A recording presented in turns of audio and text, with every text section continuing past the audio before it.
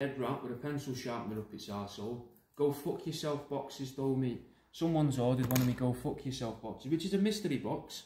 I just call it that because it sounds better than mystery box, and mystery box sounds a bit dated and a bit like, yeah. So what I've put inside of it, because this person's also made a regular order alongside this, so I get an idea of the sort of thing they might like.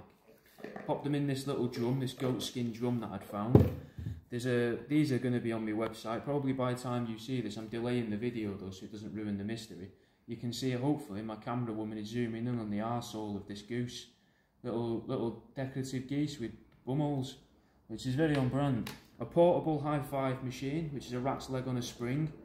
A piece of rose quartz, which is a bit of crystal. This is one of my mystery slides. Thought I'd chuck that in as well. That's what lupus looks like when you really zoom in on it. That's the thing that's making your mum ill. She'll have to see that when she sees it in the sunlight. Little wooden plate. A little one of them pictures where you move it like this and it changes what it is, a Roadrunner. Got quite a lot of Looney Tunes merch at the minute. A shithead with a bit of mouse intestine inside. Little pin badge. An old pin badge. This is a fossil of Carboniferous. No idea what that is, I just think fossils are cool. These are new. Some of these are on the website, some of them aren't. Lewd, rude or crude, whatever you want to call them. Postcards in frames, old ones. This is a guy molesting his nurse, which I thought was a good thing to give a stranger. Piece of abalone shell. This looks like a little piece of zeolite there. A magnet of the moon, which originally came from one of my podcast sponsors for World Around You's podcast, from Fat Pete's Prints.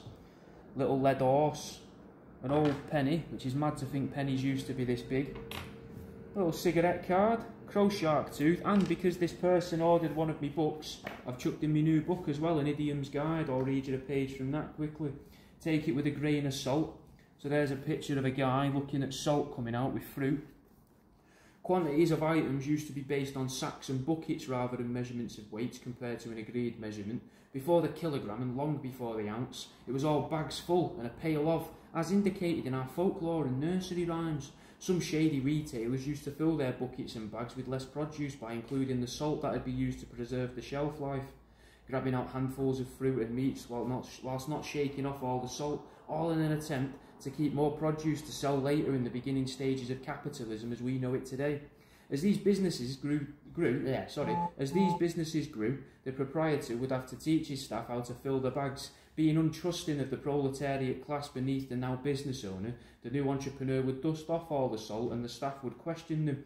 Excuses were made that other businesses did it because they didn't care about selling the correct amount of meat and fruits to their customers, rather than the truth of the business had been ripping off customers for years by allowing excesses of salts into the bags and buckets. You might not find that very funny, by a poor picture to choose, but it's all made up.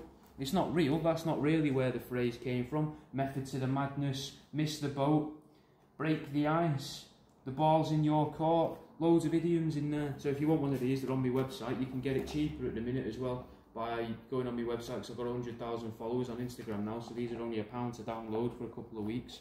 Otherwise, if you want one of these mystery boxes, mate, have a look on my website.